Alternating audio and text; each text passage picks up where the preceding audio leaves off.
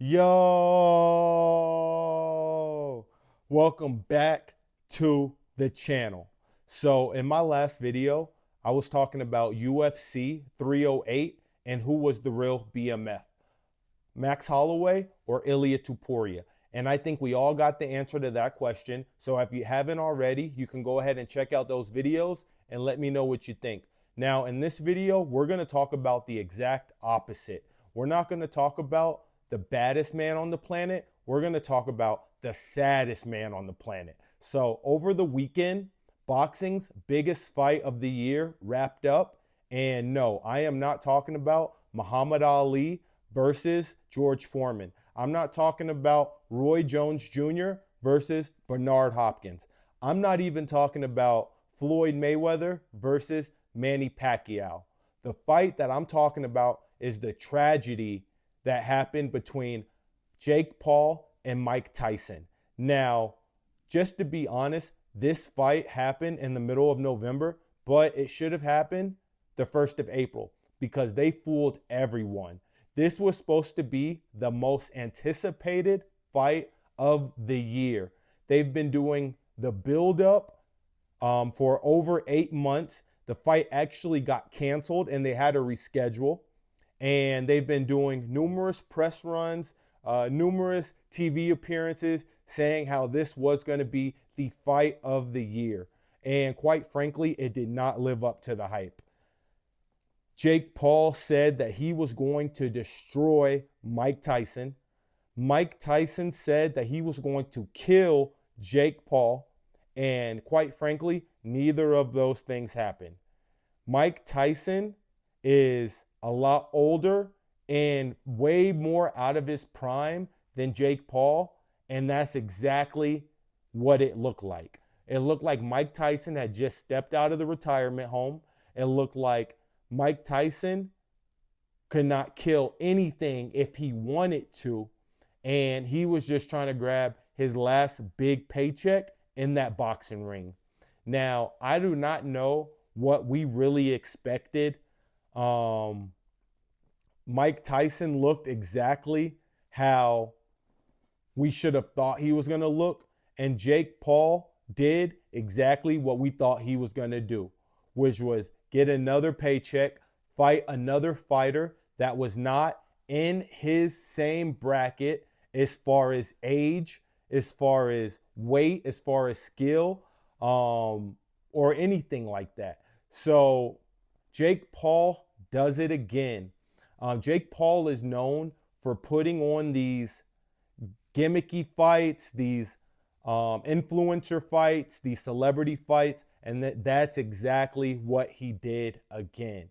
Jake Paul was able to kind of swing everything in his favor, kind of like he's known for doing. He always has to find a way to kind of get the advantage and get the upper hand some way, somehow. And he was able to beat Mike Tyson, and it was not even close. I think the whole fight, Mike Tyson only threw maybe 5 punches. Maybe 2 of them were significant. And Jake Paul was pretty much in there just messing around, a glorified sparring match.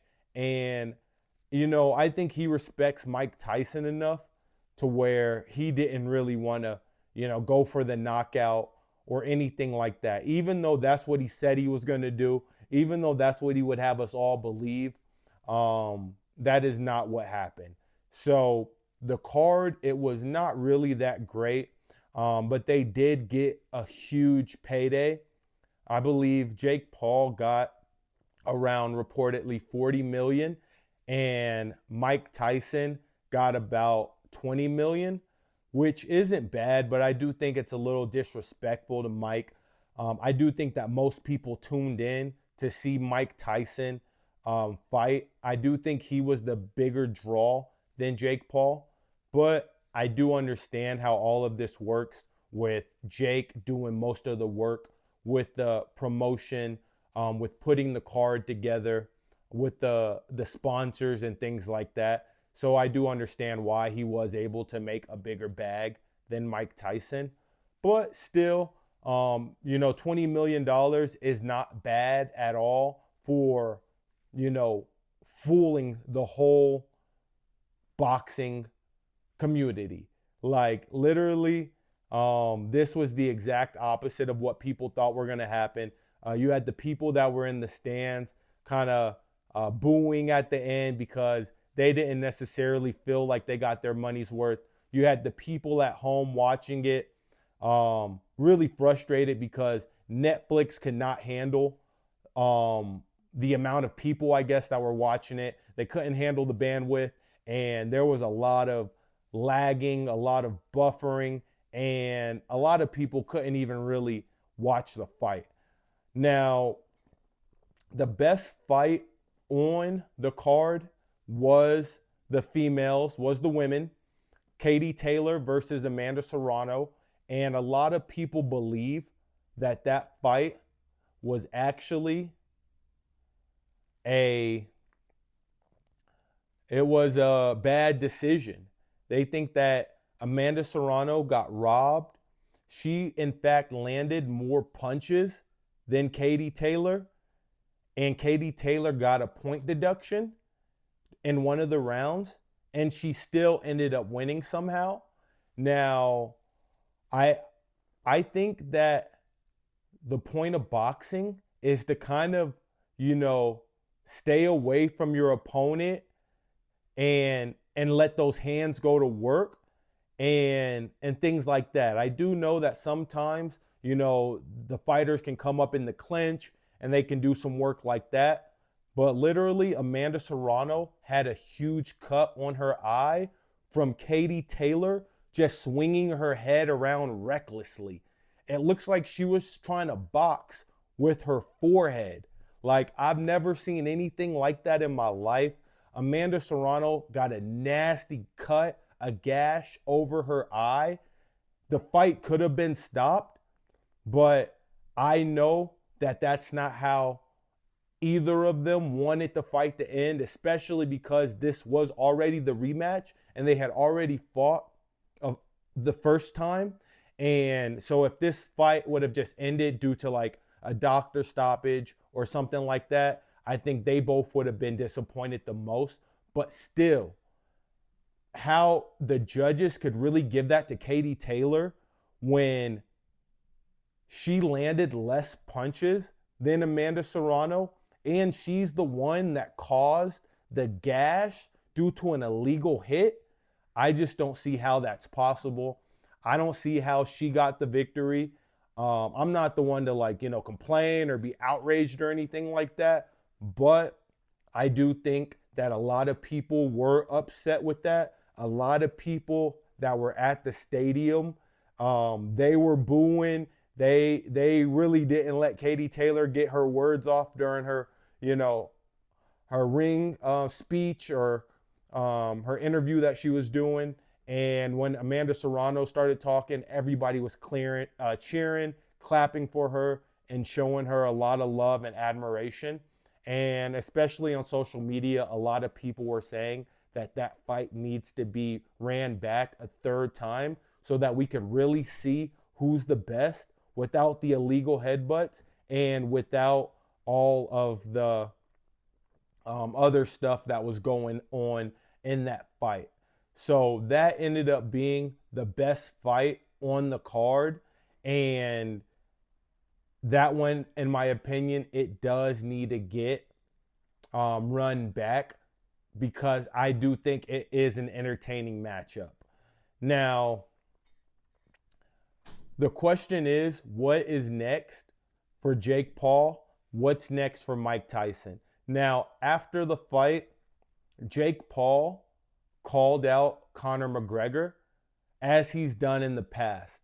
Now, that is a fight that I did want to see a little while ago, but I do think that Conor McGregor has kind of lost some of his steam by being inactive, by losing maybe his last couple of matches or getting injured or what the case may be.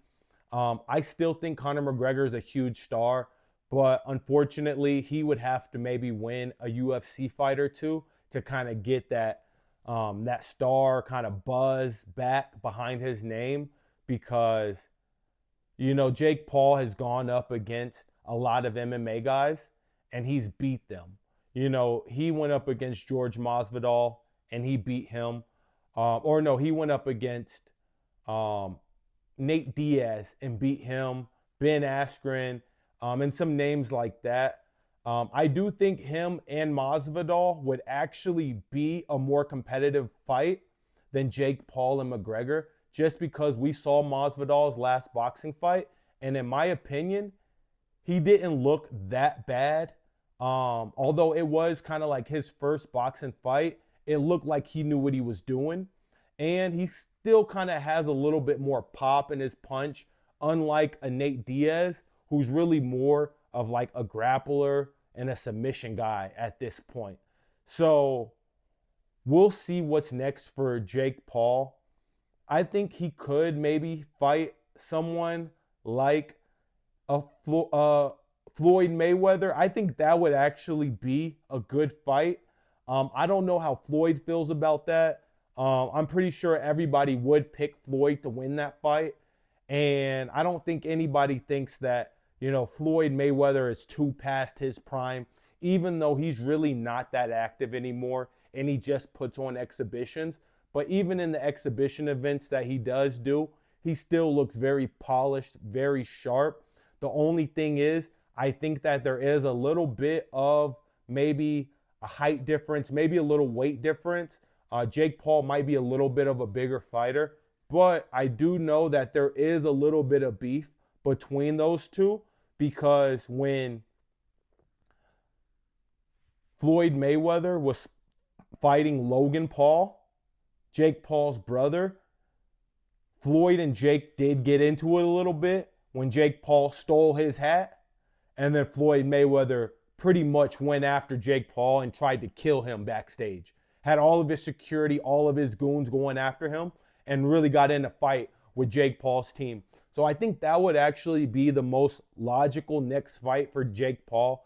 And I know it sounds crazy sitting here saying that Jake Paul should fight Floyd Mayweather, but he has kind of gained enough experience to where we actually do need to see him in there with a legit boxer. If he's not going to fight someone like a Tank Davis, or my bad, a Gervonta, Tank Davis, then maybe he should fight a Floyd Mayweather, because lately Floyd Mayweather has been fighting guys like, the Gotti, Arturo Gotti, or John Gotti's son, and people like that. And Floyd really hasn't had that big name to kind of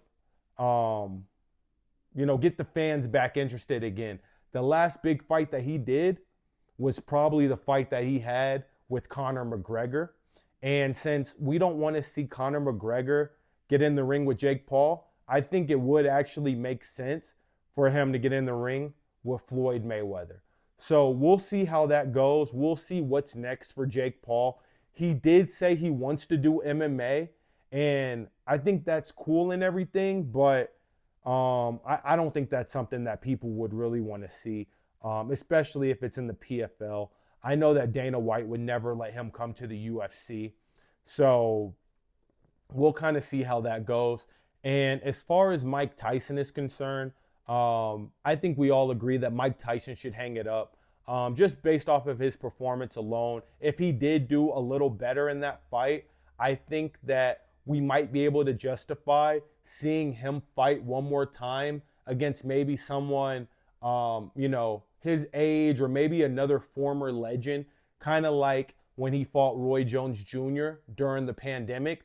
But if, based on what we saw against Jake Paul, nobody enjoyed seeing Mike Tyson like that.